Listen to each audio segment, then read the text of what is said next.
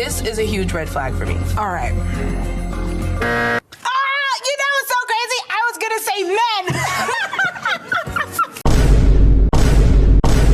men. Pick me up. We're gonna come to the restaurant. We're gonna see your table manners. We're gonna see what you order. We're gonna see do you hold your chopsticks correctly. Women.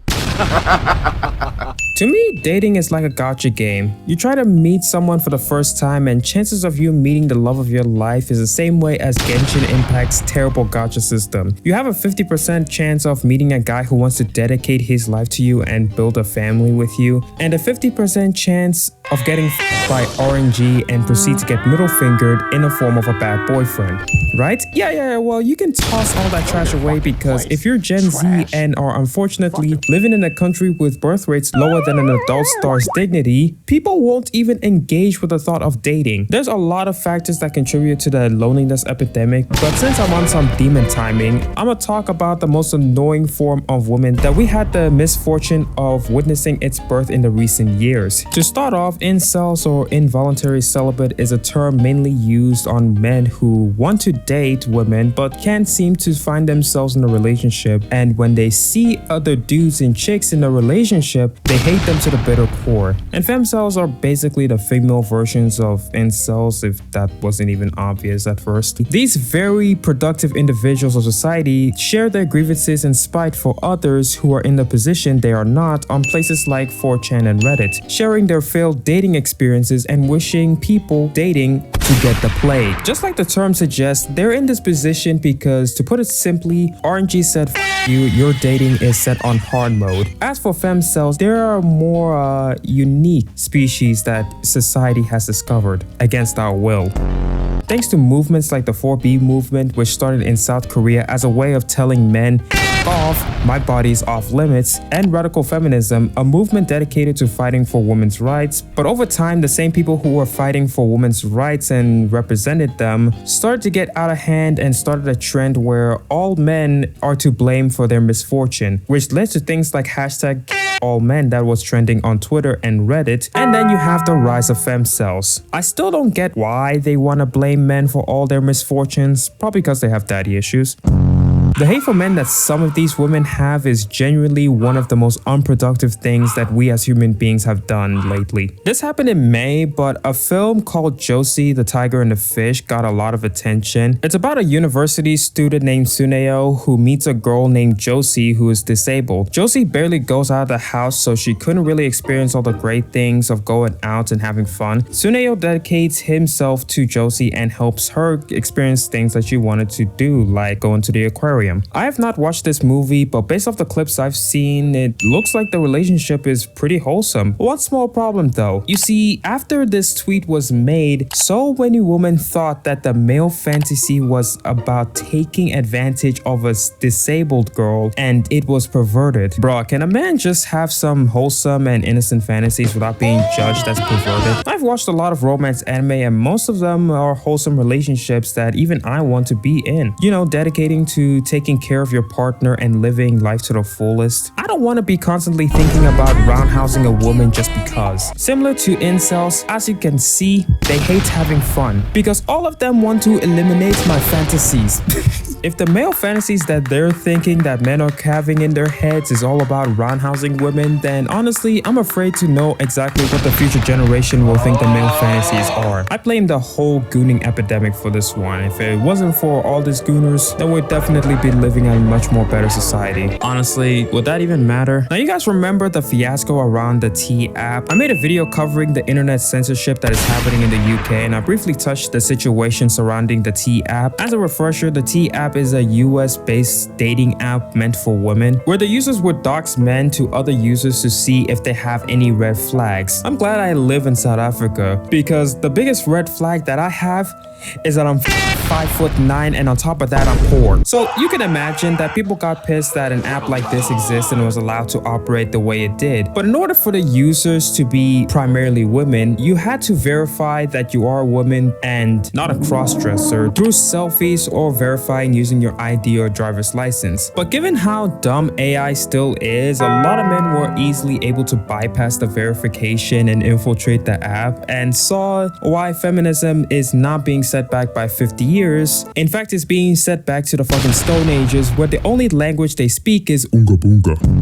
So, by natural selection and an act of karma, the app faced 2 security breaches and is being hit with a class action lawsuit. A 4chan user exposed 72,000 photos of the users, and I'm looking at it right now, and yeah, they're definitely your typical femcels, you know, riddled with acne. Some of them are obese, they look depressed, and conveniently enough, some of them are men. On top of that, someone plotted all the locations onto a map, which I doubt that some of the locations are real. Given that Pacific Log from Pokemon does not exist, there's no way someone is living out in the sea. The second breach exposed over 1 million private messages, and the lawsuit is basically fighting against the company that failed to protect users' data. But how did this breach even happen in the first place? You see, the company behind T kept all of the users' data from the verification process and stored it in an unencrypted legacy storage. And it was such a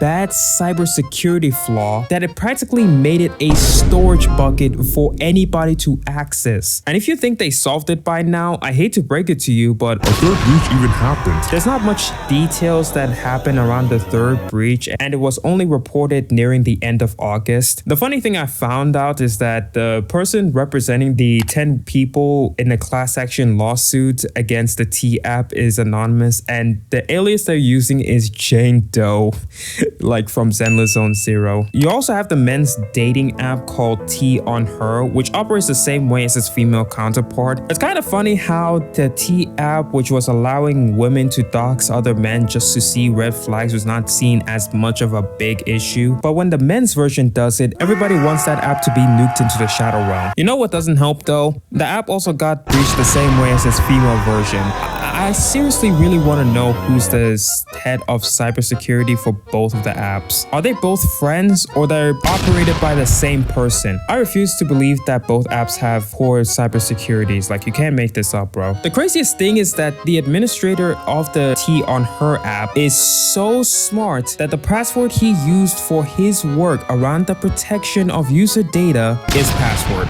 You can't really make this up. Note to self, never give personal info to random companies, and use Tinder instead. Setting aside the dating app fiasco, if you're lucky enough to go through the dating process, you might run into the risk of coming across people like this. Yo, I hate talking to men that can't hold a conversation, or every time we speak, it's a routine of the same questions and responses.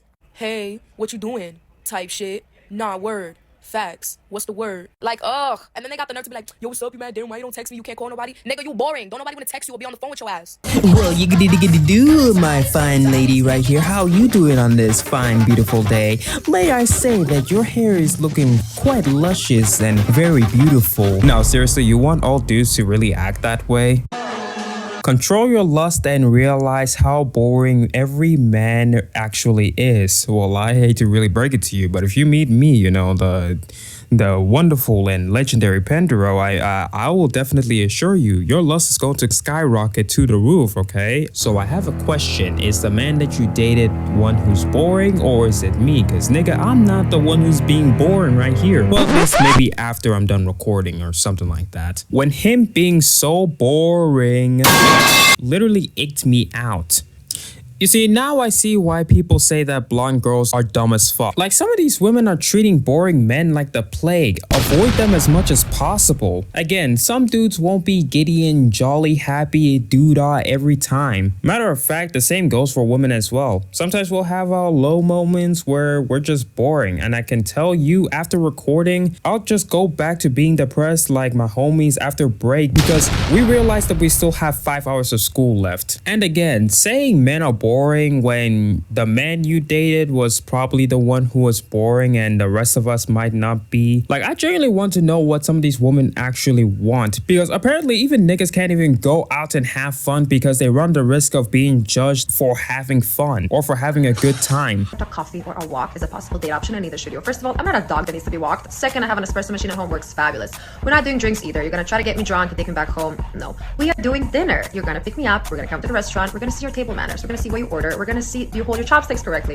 We're just gonna, you know, study you a bit. Okay, so dinner it is.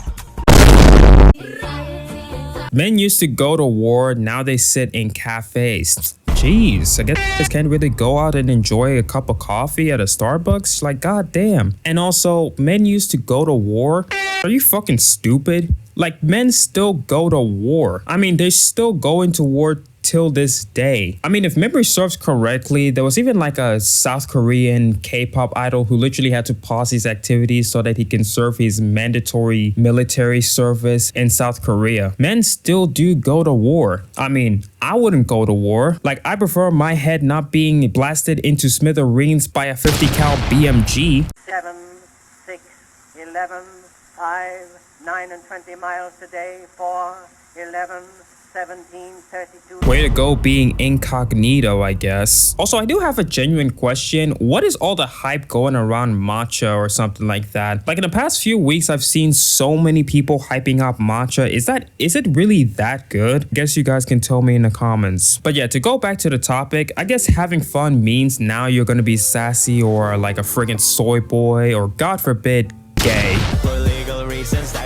Most of the hate that's being thrown towards men can be due to one thing. The same thing when I was in accounting class during high school. Yeah, they're all failures. The only difference between me and them is that I don't got daddy issues. Okay, I didn't do nothing to these women. Okay, I was just sitting here playing video games, watching anime, and making dumb videos here. And to be fair, I know that some of these women are joking and they're rage baiting. Okay, I know how the internet is right now, but that doesn't really discount the fact that there are going to be people who genuinely think this way, who really hate men. But if I'm gonna be honest, I only have one solution for all these femcels, you know, this one fix-all solution, and the same can go for the incels. You guys want to know what that solution is? All of you can say that you're just gay or lesbian. We'll still love you for who you are. Not me though. So yeah, let me know what you guys think of this whole femcel epidemic and tell me all of your dating plans so that I can actually note them down later on, you know, just in case. So yeah, with that being said, thank you guys so much for watching. I deeply appreciate it. And I'll see you guys in the next video whenever that is. Catch you guys later.